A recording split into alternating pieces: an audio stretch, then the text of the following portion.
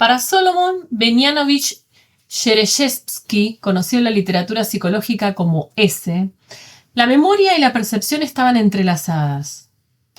Dado que era capaz de describir sus experiencias en fino detalle y porque fue estudiado durante 30 años por Alexander Luria, uno de los neurofisiólogos más grandes del siglo XX, su caso nos permite entrever algunas maneras en que una memoria perceptiva fuera de lo común puede moldear la vida mental.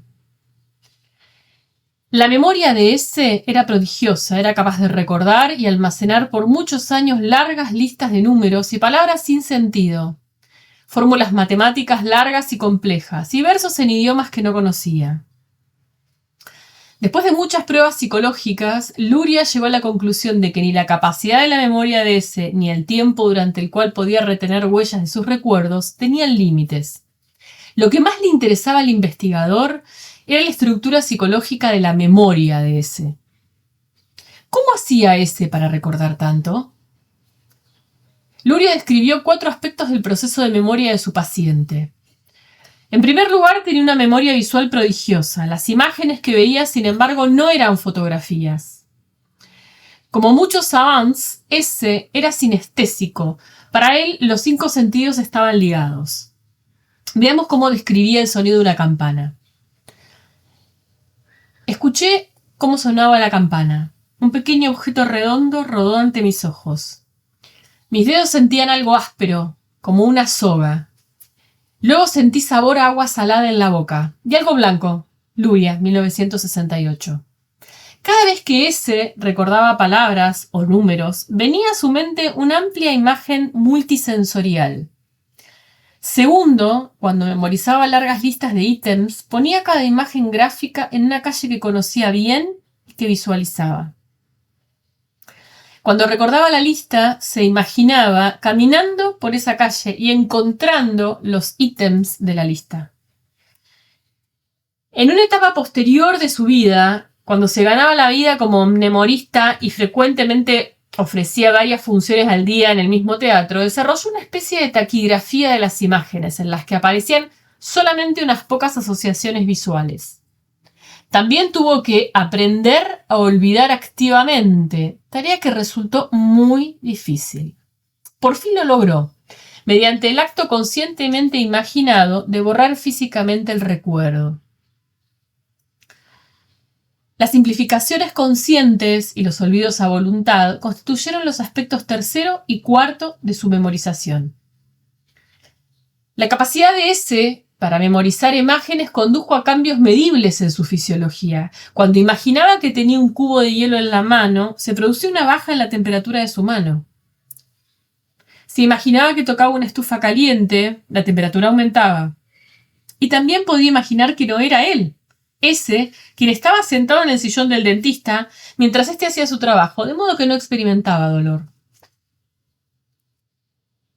Su memoria perceptiva excepcional le permitía detectar errores en textos en los que nadie más se había fijado y también para visualizar soluciones de problemas difíciles.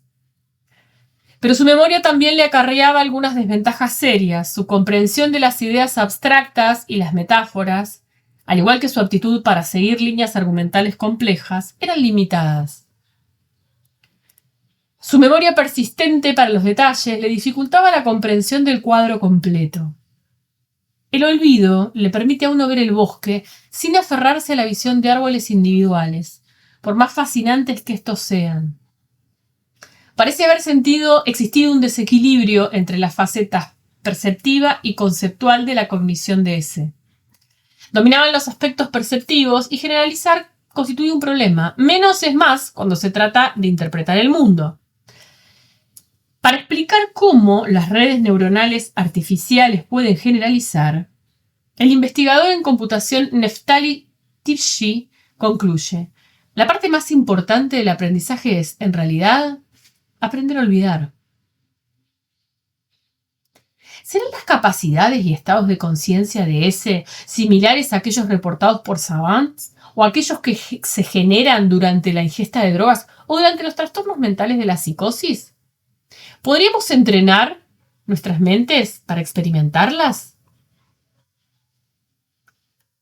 Las drogas psicodélicas pueden inducir estados de conciencia extraordinarios.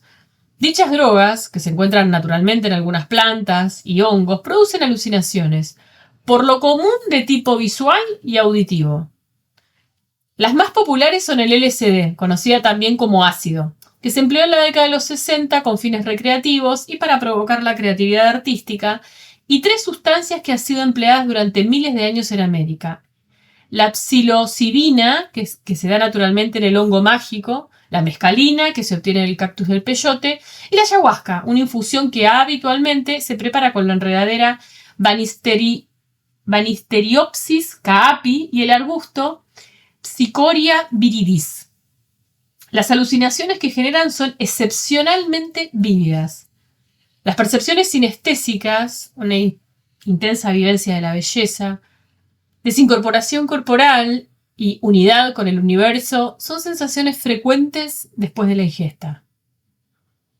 Con la ayahuasca, como con la mayoría de las drogas psicodélicas, las sinestesias de auditivas a visuales son muy comunes, pero como describe el psicólogo Benny Shannon, también se han experimentado de otros tipos. Me ocurrió un caso de sinestesia táctil a visual cuando me apreté las sienes y vi un pájaro cuyo pico tenía la forma congruente con el movimiento de mi mano. A continuación, una descripción de Shannon acerca de una alucinación inducida por ayahuasca, reportada por Kusel, un comerciante que vivió en el Alto Amazonas. La primera experiencia visual fue como fuegos artificiales. Luego, un poder de creación continua generaba una riqueza de patrones de colores chatos, algunos simples, algunos elaborados. Había diseños compuestos por repeticiones entrelazadas y otros geométricamente organizados con rectángulos o cuadrados. Las visiones estaban en flujo constante. De cuando en cuando una luz brillante iluminaba toda la escena, como si fuera un flash fotográfico, mostrando amplios paisajes, con árboles a intervalos regulares o simplemente llanuras vacías. Una gran nave con muchas banderas apareció en uno de esos flashazos y en otro una especie de carrusel con gente vestida con ropas de muchos colores. La visualización de figuras geométricas durante las primeras etapas de la alucinación fue estudiada por Heinrich Klüber a principios del siglo XX. Utilizándose como conejillo de indias, Klüber ingirió un botón de peyote y documentó cómo cambió su campo visual bajo la influencia del alucinógeno. Vio patrones recurrentes, reticulados, que incluían cuadriculados, panales de abeja, triángulos, túneles, espirales y telas de araña. Estos patrones, aseguraba, eran similares a las formas que se observan comúnmente en las pinturas rupestres. También eran parecidas a las figuras descritas por Kusel cuando estaba bajo la influencia de la ayahuasca, a los mandalas que simbolizan el yo en muchas culturas y a los esquemas geométricos dibujados por el savant Jason Paget. ¿Qué nos dicen estos patrones acerca del arte, las experiencias espirituales y el cerebro?